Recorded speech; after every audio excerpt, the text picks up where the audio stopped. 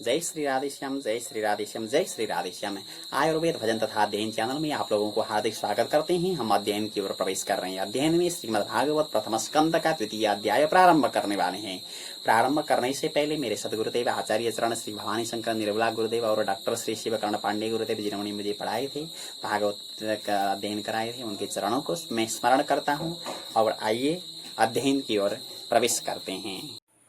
व्यास उवाच, माने व्यास कहते हैं, इति संप्रश्न संभृष्ट विप्राणां रोमहर्षणे प्रतिपूज्य वचस्तेषां प्रवक्तुमुपचक्रमे। इति माने इस प्रकार, विप्राणां संप्रश्नः संभृष्टः, विप्राणाम माने ब्राह्मणों के, यानी कि सौनकादि ऋषि ब्राह्मणों के, संप्रश्न माने प्रश्न से, संहृष्टः माने प्रसन्न हुए, रोमहर्षणे माने रोमहर्षण के पुत्र उग्रश्रवा, रोमहर्षण के पुत्र उग्रश्रवा सुत, मतलब सुत जो है परंपरा का नाम सुत है, केवल एक व्यक्ति का नाम सुत नहीं है। तो रोमहर्षण भी सुत हैं और उनके पुत्र उग्रश्रवा भी सुत हैं, लेकिन यहाँ के जो सुत हैं वो उग्रश्रवा सुत हैं, ये जानना पड़ेगा आप लोगों को।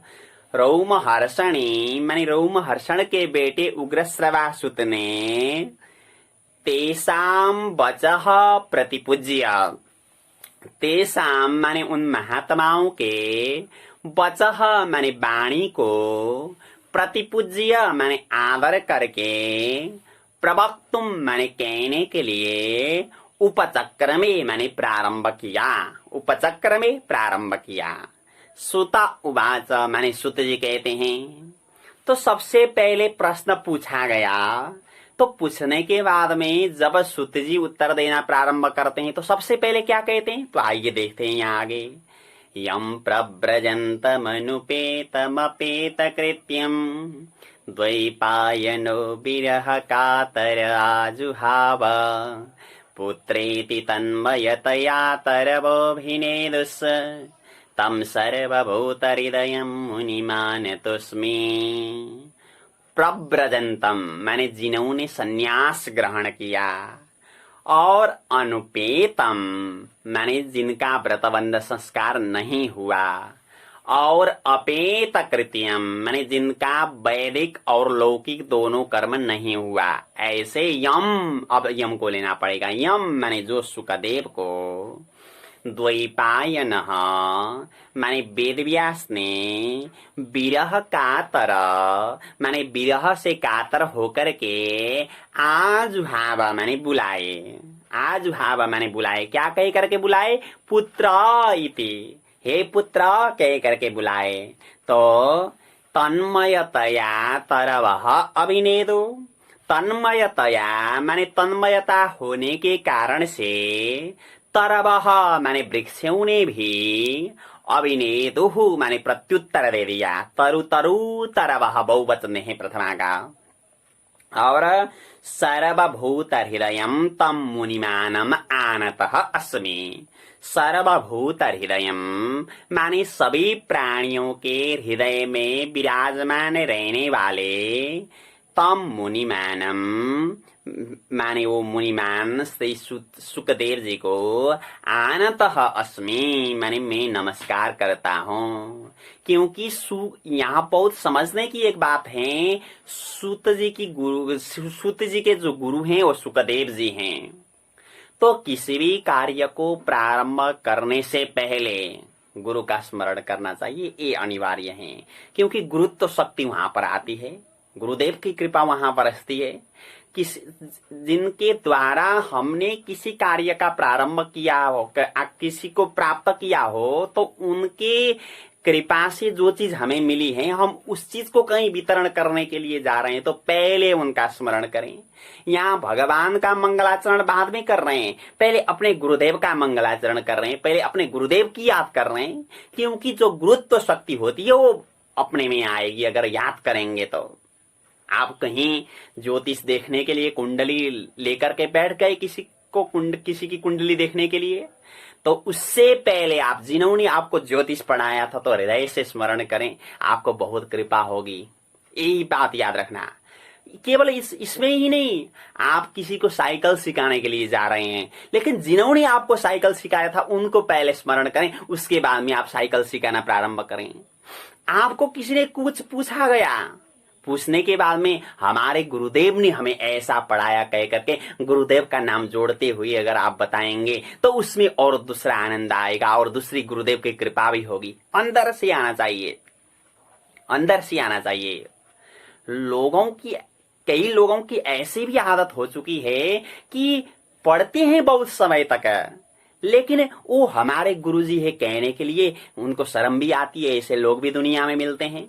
लेकिन दोनों प्रकार के लोग हैं, जो हृदय से गुरुदेव को सम्मान करते हैं, मुक्त कंठ गुरुदेव की कृपा से मैं यहाँ पहुंच गया, ऐसे कहने वाले लोग भी मिलते हैं इस दुनिया में। और ऐसे लोग भी मिलते हैं कि अरे कहाँ पढ़ लिया, वो तो ऐसे लोग भी मिलते हैं कि अरे कहीं हमने अध्ययन नहीं किया है, ऐसे भगवान ने हमको कृपा की है, हम केवल 2-3 साल लगभग रहे हैं वृंदावन में, किसी के पास में अध्ययन नहीं किया, नहीं सीधा भगवान से कृपा हुई है तो पूरा भागवत में कंठस्थ हुआ। अरे भाई, भगवान की अगर ऐसी सीधा कृपा अभी होती तो कैसे कृपा होगी, ये बात हमें भी बताओ। क्योंकि एक श्लोक भी किसी को के सिखाए बिना आता नहीं है, ये बात निश्चित है।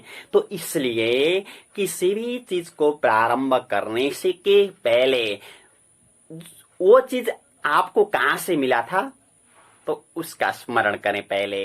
तो सूत जी को भागवत का ज्ञान सुखदेव जी से मिला था, तो सबसे पहले अपने गुरु वंदना कर रहे हैं, गुरुदेव की याद कर रहे हैं। क्योंकि अगर गुरुदेव की याद हृदय से करें तो गुरुत्व शक्ति अपने आप में आती है। तो उन्होंने भी ये किया। भगवान का मंगलाचरण तो बाद में कर रहे हैं, पहले गुरुदेव की याद कर रहे हैं, पहले गुरुदेव का मंगलाचरण कर रहे हैं। तो अब यहाँ पर ये बताया गया है, इस श्लोक में जो बात बताई गई है इसमें एक कथा आती है। कथा कौशिक संहिता से कथा मिलती है। हम गुरुदेव बताया करते थे, कौशिक संहिता नाम की पुस्तक है, तो उसमें एक कथा मिलती है। चलो कथा में भी प्रवेश करें, नहीं तो पूरा समझ में नहीं आएगा। इस श्लोक का अर्थ है, ये पहले भी पढ़े थे महात्म्य में, लेकिन वहां पर हमने बताया था कि हम प्रथम स्कंद में पहुंचने के बाद में ये बात बताएंगे। आइए प्रारंभ करते हैं। एक समय की बात, नारद जी पहुंच गए कैलाश पर्वत में। शंकर जी नहीं थे उस समय, केवल पार्वती माता बैठी हुई थी। और जाकर के पार्वती माता को दंडवत प्रणाम किया और दंडवत प्रणाम करके नारद जी कहने लगे, माता जी आपका दर्शन हुआ, बड़ी प्रसन्नता मिली है, मैं आपको एक बात पूछना चाहता हूं। तो माता जी ने कहा कि कौन सी बात है, बताएंगी जरूर। हाँ बताऊंगी, क्यों नहीं बताऊंगी। तो नारद जी ने कहा, तो आप एक बात बताइए, भगवान शंकर आपको कितना प्रेम करते हैं, ये बात हमें बताइए। तो माता जी ने कहा, अरे नारद ये कोई पूछने की बात नहीं है, बहुत ही ज्यादा प्रेम करते हैं भगवान शंकर, इसकी कोई तुलना नहीं है, भगवान शंकर बहुत ही ज्यादा प्रेम करते हैं। तो नारद जी ने फिर पूछा, तो सारी बातें भी बताते होंगे, सारी बातें बताते होंगे। तो पार्वती माता ने कहा, सारी बातें बताते हैं। तो नारद जी ने कहा कि एक बार मैं शंकर जी को मैंने पूछा कई बार, लेकिन मुझे नहीं बता रहे, आपको जरूर बताए होंगे, कृपा करके आप हमें बताने की कृपा करें। तो नारद जी ने पूछा कि माता जी एक कृपा करके बताएं कि जो शंकर जी के गले में माला लगी हुई है वो हड्डी की माला है, तो हड्डी कहाँ से आई है, वो कहाँ की हड्डी है, हमें बताने की कृपा करें। तो माता जी ने कहा, देखो नारद, और सारी बातें तो बताते हैं, लेकिन वो बात मैंने कई बार पूछी है, लेकिन अब तक नहीं बताए उन्होंने। तो नारद जी ने कहा, जो बात बतानी चाहिए वो बात बताते ही नहीं, तो और बात बताएं तो क्या प्रयोजन फिर। नारद जी इतना कह करके चल दिए। अब तो पार्वती माता के हृदय में आग लग गई। माता को बड़ी समस्या हुई, अरे ये बात तो सही है, मैंने कई बार पूछी है, लेकिन वो बताते नहीं। अब शाम को शंकर जी आए, पार्वती का शकल देखा तो शकल बिल्कुल अलग दुखी सा जैसा दिख रहा है। तो शंकर जी ने पूछा कि पार्वती तुम दुखी क्यों हो। तो पार्वती माता ने बताया, प्रभु आप हमारी सेवा से प्रसन्न नहीं है, मैंने आपको सेवा करके प्रसन्न नहीं कर पाई हूं, इसलिए मैं दुखी हूं। भगवान शंकर ने फिर पूछा, कहा देखो मैं आपकी सेवा से प्रसन्न हूं। पार्वती माता ने फिर कहने लगी, प्रभु अगर आप हमारी सेवा से प्रसन्न होते तो जो गुड़ बात होती वो भी बताते। तो शंकर जी ने कहा कि मैंने कौन सी बात नहीं बताई आज तक है। तो पार्वती माता ने कहा सब बात तो आप बता रहे हैं, लेकिन मैंने आपके गले की जो माला है वहां पर हड्डियां हैं, वो हड्डियां कहाँ से आई मैंने कई बार पूछी हूँ, लेकिन आप अब तक नहीं बता रहे हैं। तो भगवान शंकर ने कहा देखो पार्वती, ये बात सुनने में तुमको बहुत परेशानी होगी, खुशी भी होगी और दुख भी होगा, इसलिए मैं नहीं बताता हूँ। तो पार्वती माता कहती है जैसे भी हो हमें बताना चाहिए। तो भगवान शंकर जी ने कहा कि ये जो हड्डियां हैं वो आपकी ही हड्डी हैं। बोले कैसे? एक कल्प में आप हिमालय की बेटी पार्वती होकर के जन्म लेती हो और बाल्यावस्था में भगवान शंकर पति रूप में मिले इसको संकल्प करते हुए तपस्या करती हो और तुम्हारी तपस्या की सिद्धि होती है तो मेरे साथ शादी होती है। उसके बाद में कल्प के अंतिम में तुम्हारी मौत होती है और तुम चली जाती हो। तो तुम बहुत प्रिय हो इसलिए तुम्हारी एक हड्डी में निकालता हूँ और उस हड्डी की माला बना करके मैं लगाता हूँ। तो इस माला में जितनी भी हड्डियां हैं उतनी बार हमारी शादी हो चुकी है, कह करके शंकर जी ने बताया। बताने के बाद में पार्वती को बड़ी प्रसन्नता हुई। तो मेरी हड्डी तो भगवान शंकर के लिए इतने प्रिय है तो मैं कितने प्रिय होंगी। तो फिर चिंता पड़ी, तो भगवान शंकर जी की धर्मपत्नी होकर के भी मुझे मरना पड़ रहा है। तो शंकर जी से कहा प्रभु हमें भी अमर बनाने की कृपा करें आपकी तरह। तो भगवान शंकर ने कहा इसके लिए तो अमर कथा सुननी पड़ेगी। पार्वती ने कहा कि सुनाओ हमें भी अमर कथा। तो भगवान शंकर ने कहा कि यहाँ जितने भी बैठे हुए हैं वो योग्य नहीं है अमर कथा सुनने के लिए, इनको भेज दो बाहर। तो सबको भेज दिया गया पार्वती के द्वारा। और वहां पर एक तोते का अंडा पड़ा हुआ था और पार्वती को लगा कि ये तो निर्जीव की तरह है, निर्जीव ही है ये अंडा, तो इसलिए इसको यहीं छोड़ देना चाहिए कह करके उसको वहां छोड़ दिया। तो पार्वती कथा सुनने के लिए बैठ गई, शंकर जी सुनाने के लिए बैठ गए। और शंकर जी ने कहा देखो श्रोता तुम एक पड़ी हो, मैं आंख बंद करके कथा कहता हूँ, तो कथा कहते समय तुम एक श्रोता हो, अगर सो गई तो मुझे पता नहीं चलता। तो एक काम करो, तुम एक काम करो कि जब अध्याय पूर्ण होता है उस समय ओमकार की आवाज लगा दो, तो मुझे पता है कि पता चलेगा कि तुम सुन रही हो। तो अब भगवान शंकर जी ने आंखें बंद करके कथा की। तो जब अध्याय पूर्ण होता तब पार्वती ओमकार लगाती, फिर अध्याय पूर्ण होता फिर पार्वती ओमकार लगाती।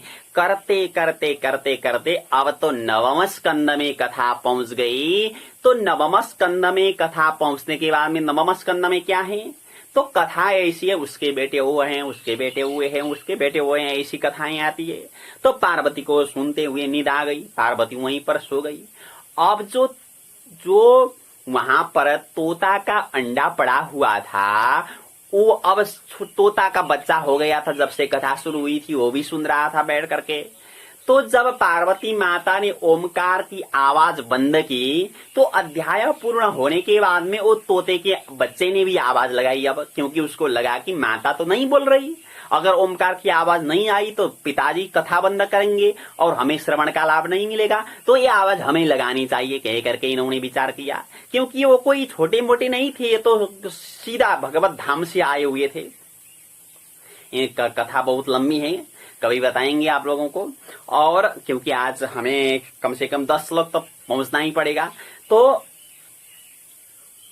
इतना करने के बाद में अब तो ऐसा लगा कि जब अध्याय पूर्ण होता तो फिर ये ओमकार की आवाज लगाते, फिर अध्याय पूर्ण होता फिर ओमकार की आवाज लगाते। करते करते भागवत पूरी हो गई और शंकर जी ने लगाई जयकार। जयकार लगाने के बाद में पार्वती की नींद खुल गई और पार्वती जी ने कहा कि भगवान श्री कृष्ण का अवतार हुआ क्या? तो शंकर जी ने कहा कि कहाँ चली गई थी तुम अब तक, कथा पूरी हुई भागवत की। तो पार्वती जी ने कहा मैंने तो नवम स्कंद से सुनी नहीं हूँ। तो शंकर जी ने कहा बीच में ओमकार की आवाज तो आ रही थी, कहाँ से आ रही है ओमकार की आवाज? तो भगवान बीच में ओमकार की आवाज तो नहीं आ रही थी, तो ओमकार की आवाज कौन ने लगाई? तो पार्वती ने कहा कि मुझे तो पता नहीं। तो शंकर जी त्रिशूल लेकर के निकल गए, कौन ने मेरी कथा चोरी की कह करके। अब बाहर निकलने के बाद में तो तोता का जो बच्चा था वहां से निकल पड़ा। वो तोते का बच्चा आगे आगे, शंकर जी पीछे पीछे, वो आगे आगे, शंकर जी पीछे पीछे चलते गए और सरस्वती नदी के तट में जो वेदव्यास का आश्रम था वहां पर वेदव्यास की धर्मपत्नी बैठी हुई थी। दिन का समय था और ऐसे जमाई ले रही थी। तो उसी समय वो तोते का बच्चा छोटा सा रूप बना करके, परम शक्तिवान था वो, मच्छर का जैसा रूप बना करके वो वेदव्यास की पत्नी के मुंह के अंदर घुस गया। और घुसने के बाद में शिव जी उधर से चले हुए हैं, हाथ में त्रिशूल लेकर के बड़े क्रुद्ध रूप में हैं।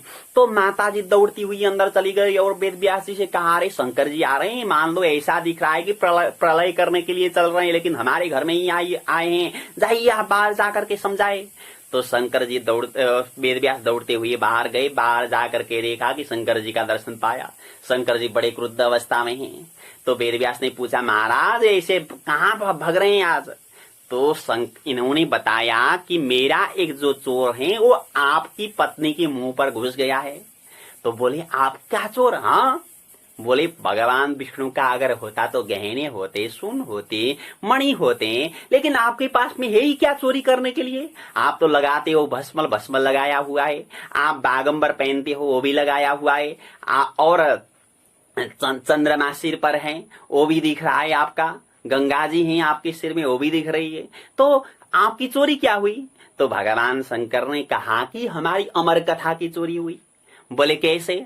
तो भगवान शंकर ने बताया, मैंने पार्वती को अमर बनाने के लिए अमर कथा सुना रहा था। तो ये जो तोता का बच्चा ही बाहर बैठ करके सुनता रहा, पूरा सुन लिया इसने।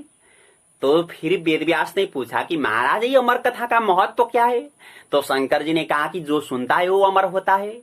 तो फिर वेदव्यास ने कहा, महाराज आपका नाम जो भक्त रखते हैं, भोला नाम आपका जो है ना, वो बहुत बढ़िया नाम है, क्योंकि जो सीधा साधा होता है उसे भोला भी कहते हैं, सीधे साधे लोगों को भोला कहते हैं।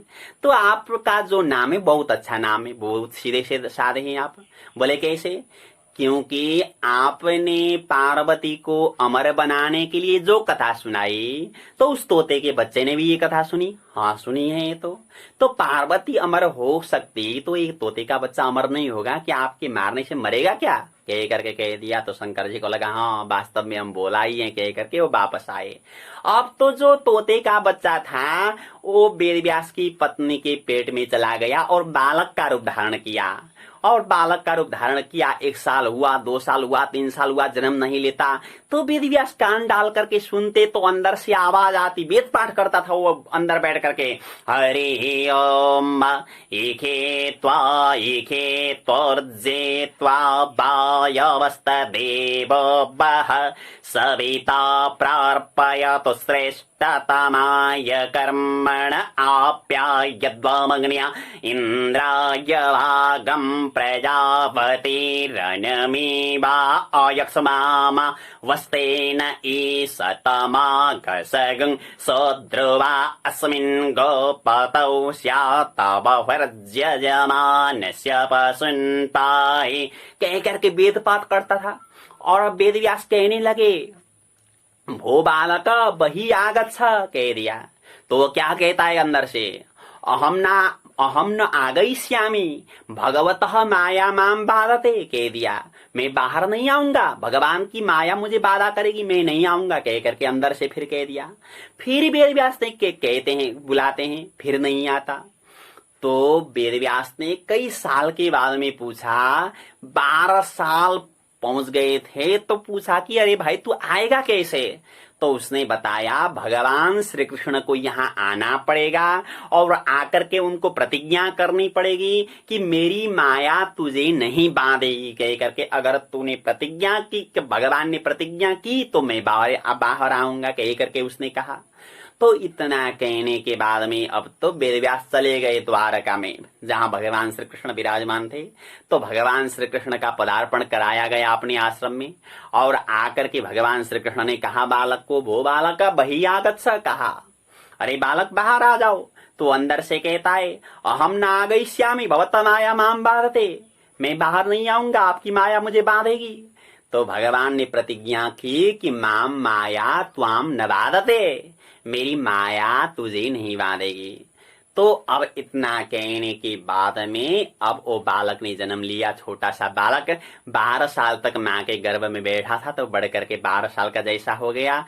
और नाभि का जो नाल था उसको उठाया और पीछे की ओर किया और माता पिता की परिक्रमा की। परिक्रमा करके माता पिता के चरणों में दंडवत किया, भगवान श्री कृष्ण के चरणों में दंडवत किया। और कोई भगवान की माया तो पकड़ती नहीं।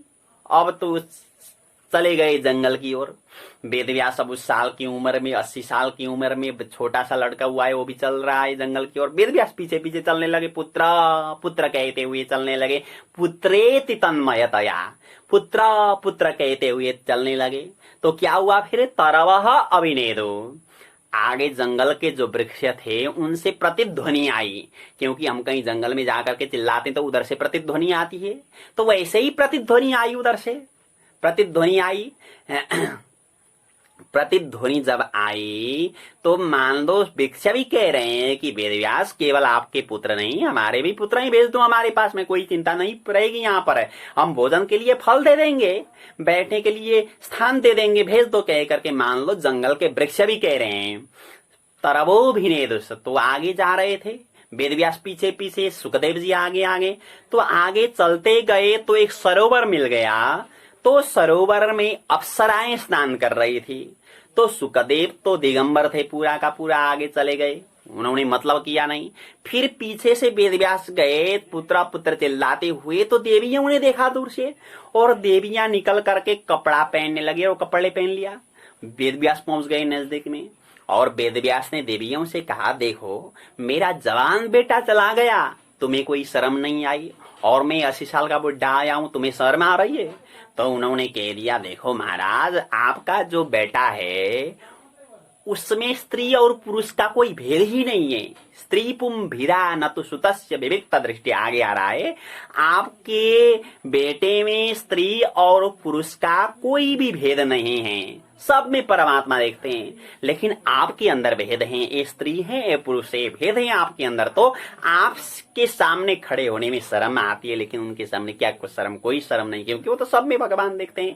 कह करके देवियों ने बताया। तो वेदव्यास को लगा हमारा बेटा पक्का परमहंस है, इसके पीछे लगने से कोई फायदा नहीं है, ऐसा विचार करके वेदव्यास वहां से वापस लौट आए। तो ये श्लोक की जो कथाएं यही है। तो सर्व ऐसे मुनिमान तस्मी, माने ऐसे मेरे जो गुरु हैं, सुत जी कह रहे हैं, ऐसे जो मेरे गुरु हैं सुखदेव जी, मैं उनका नमस्कार करता हूँ। तो संक्षिप्त में बताया गया इस श्लोक में। तो आइए आगे फिर एक श्लोक में गुरुदेव की वंदना कर रहे हैं यहाँ। यस्वानुभावमखिल श्रुति सारमेका मध्यात्मदीपमतितिरे सततां तमोन्दम् संसारिणां करुणयाः पुराणगुह्यम् तं व्याससूनुमुपयामि गुरुं मुनीनाम्। यह मैंने जो स्वानुभावम माने भगवत स्वरूप का अनुभव कराने वाला, स्वानुभावम माने भगवत स्वरूप का अनुभव कराने वाला, अखिल श्रुति सारम माने संपूर्ण वेद का सार, अखिल माने संपूर्ण, श्रुति माने वेद का, सारम माने सार, एकम अध्यात्म दीपम, एकम माने एकमात्र, अध्यात्म दीपम माने अध्यात्म का दीपक, एकमात्र अध्यात्म का दीपक, तमोन्धम तितिरिसताम संसारिणाम, तमोन्धम माने तमस अंधकार को, संसार का जो तमस अंधकार है उसको, तितिरित सताम माने तरने की इच्छा करने वाले, तितिरित सताम माने तरने की इच्छा करने वाले, संसारिणाम माने संसारी व्यक्तियों की, करुणया माने करुणा से, पुराण गुह्यम आह, पुराण गुह्यम माने एक गोपनीय पुराण को, आह माने कहा था, आह माने कहा था। तो ऐसे मुनिनाम गुरुम, मुनिनाम माने मुनियों के भी, गुरुम माने गुरु, तम व्यास सूनुम तम उपयामी, व्यास सूनुम माने व्यास जी के बेटे, तम माने वो सुखदेव जी के, उपयामी माने मैं शरण में जाता हूँ, सुखदेव जी के शरण में मैं जाता हूँ। फिर आगे कहते हैं नारायणं नमस्कृत्य नरं चैव नरोत्तमं देवीं सरस्वतीं व्यासं ततो जयमुदीरयेत्।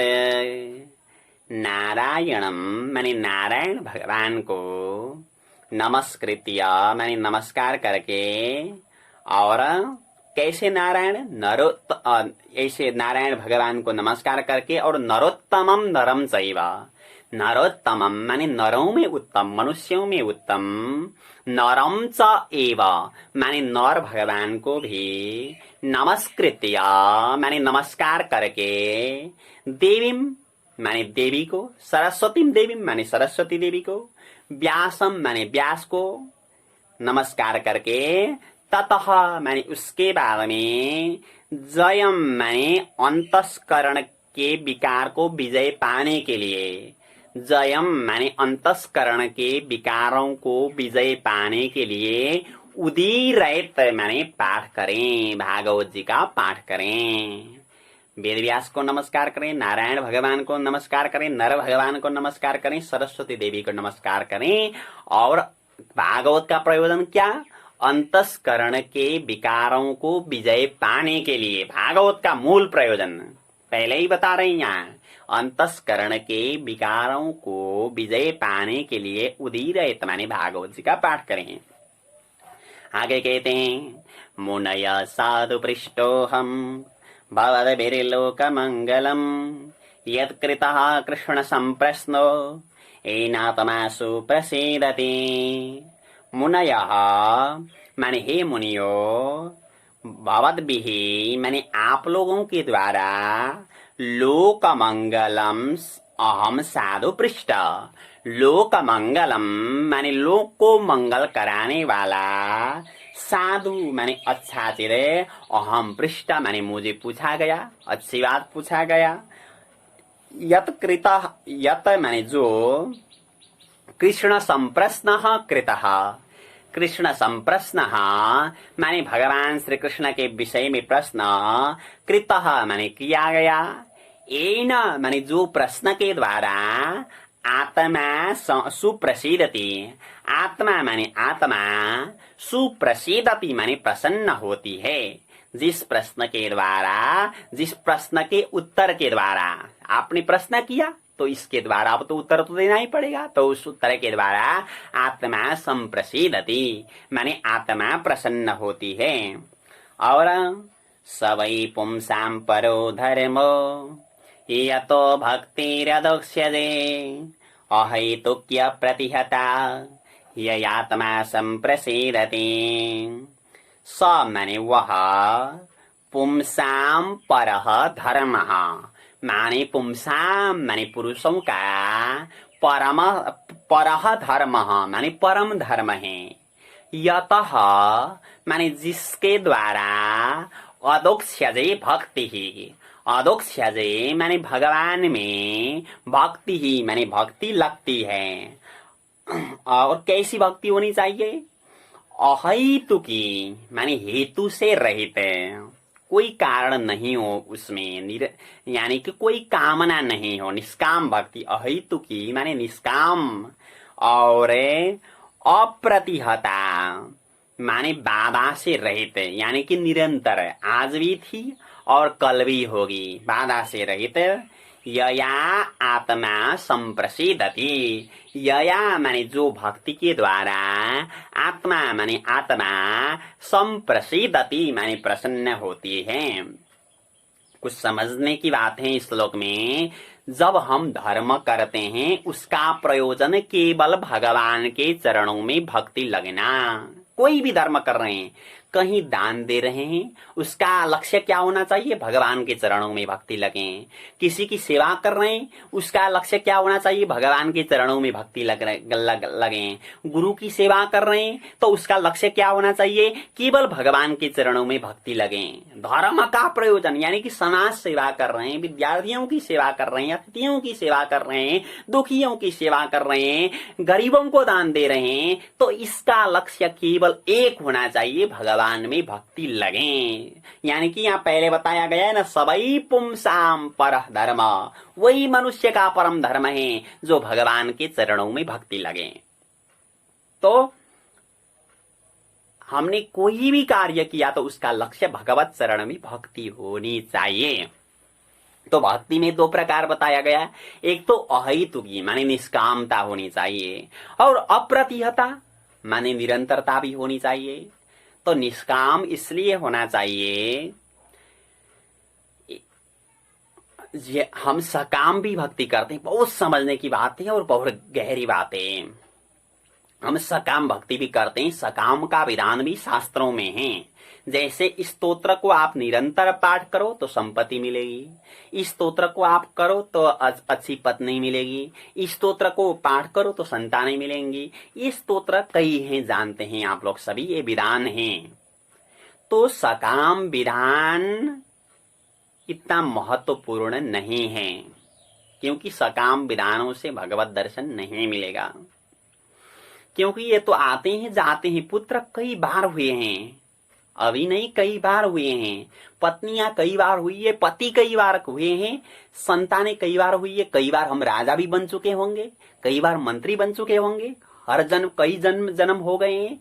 तो यानी कि इनको पाने के लिए इतना तरसने की कोई जरूरी नहीं है, लेकिन मोक्ष नहीं मिला है। अगर मोक्ष नहीं मिलता, वासुदेवी भगवती भक्ति योग प्रयोजिता जनयत्यासु वैराग्यम ज्ञानम च यदहैतुकम।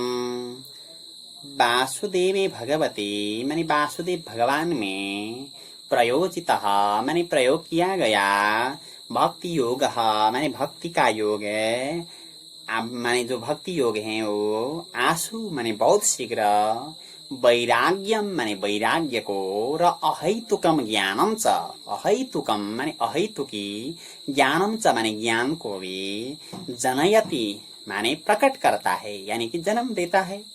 और धर्म सुनुष्ठिता पुंसाम विश्वक्सेन कथा सुया नोत्पादयत्यतिरतिम श्रम एव हि केवलम। पुंसाम माने पुरुषों का, स्वनुष्ठित धर्म, स्वनुष्ठित माने अनुष्ठान किया गया, धर्म माने धर्म के द्वारा, विश्वक्सेन कथासु माने भगवान की कथाओं में, यदि माने यदि, रतिम न उत्पादयत माने यदि प्रेम प्रकट नहीं करता तो, श्रम एव हि केवलम, केवलम माने केवल, श्रम एव माने वो केवल श्रम मात्र हैं। और धर्मस्य यापवर्गस्य नार्थोऽर्थायोपकल्पते, नार्थस्य धर्मैकान्तस्य कामो लाभाय हि स्मृता। आपवर्ग्यस्य धर्मस्य, आपवर्ग्यस्य माने मुक्ति प्रदान करने वाला, धर्मस्य माने धर्म का, अर्थ माने प्रयोजन, अर्थाय न उपकल्पते, अर्थाय माने धन प्राप्ति के लिए, न उपकल्पते माने कल्पना नहीं किया जा सकता। और धर्मैकान्तस्य माने एकमात्र धर्म जिसका फल है, ऐसे अर्थस्य माने अर्थ का प्रयोजन, काम लाभाय, काम लाभाय माने भोग विलास के लिए, न स्मृत माने नहीं कहा गया है। धन का प्रयोजन भोग विलास नहीं है, धर्म करना धन का प्रयोजन है। और कामस्य निन्द्रिय प्रीतिर लाभो जीवित यावता, जीवस्य तत्व जिज्ञासा नार्थो यस्येह कर्मभिः। कामस्य लाभ माने काम का जो लाभ है, काम का प्रयोजन, न इंद्रिय प्रीति माने इंद्रिय की प्रीति नहीं है, यावता माने जितने से जीवेत माने जीवित रहता है उतना ही प्रयोजन है। और जीवस्य माने जीवन का प्रयोजन, तत्व जिज्ञासा माने तत्व जिज्ञासा है, भगवत जिज्ञासा है।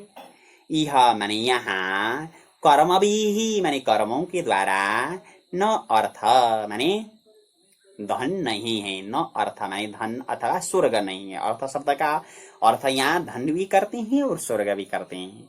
यानी कि हमारे जो कर्म है उसका प्रयोजन केवल धन या स्वर्ग नहीं है। आज यहाँ तक शब्दार्थ पढ़े हैं, आइए पाठ तैयार करते हैं। मैं 2 बार बोलता हूँ, पहली बार जो बोलता हूँ वो सुने, दोबारा जो बोलता हूँ साथ में उच्चारण करें। व्यास उवाच इति संप्रश्न संहृष्टो विप्राणां रोमहर्षणीः प्रतिपूज्य वचस्तेषां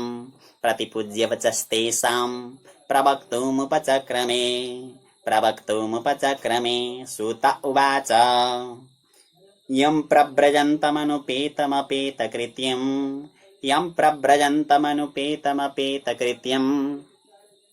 द्वैपायनो विरह कातर आजुहाव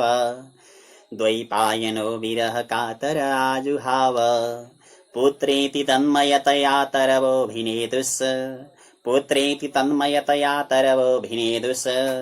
तं सर्वभूतहृदयं मुनिमानतोऽस्मि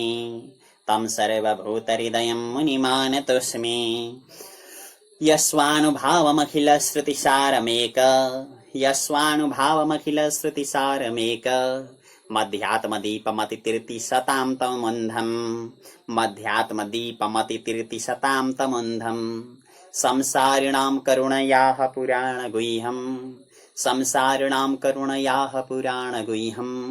तं व्याससूनुमुपयामि गुरुं मुनीनां नारायणं नमस्कृत्य नरं चैव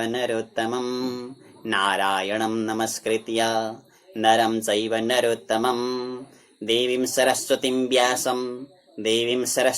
व्यासं ततो जयमुदीरयत्। मुनयः साधुपृष्टोऽहं भवद्भिर्लोकमङ्गलं यत्कृतः कृष्णसंप्रश्नो येनात्मा सुप्रसीदति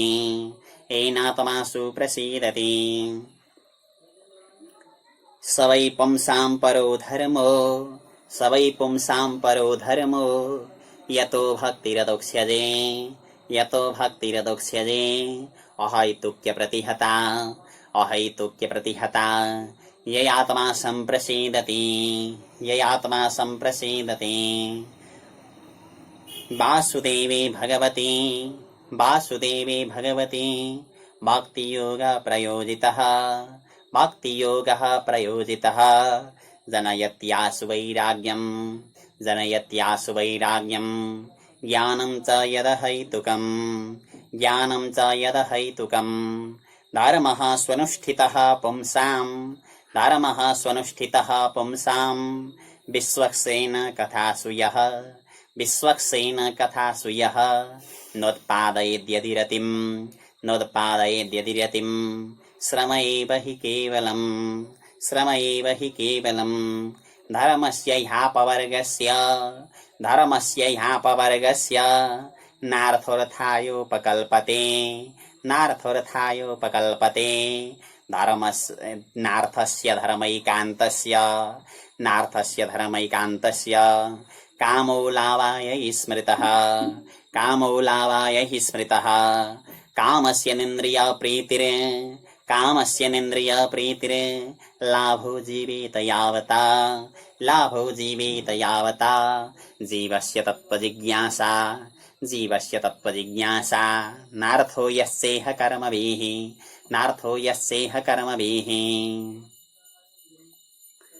जय श्री राधेश्याम। आप लोग सभी हमें पूर्ण विश्वास से शब्दार्थ तैयार करेंगे, पाठ तैयार करेंगे और तैयार करने के बाद में सभी संस्कृत प्रेमियों को यह वीडियो भेजेंगे, यही आशा करते हुए आप लोगों से विदा होती। जय श्री राधेश्याम।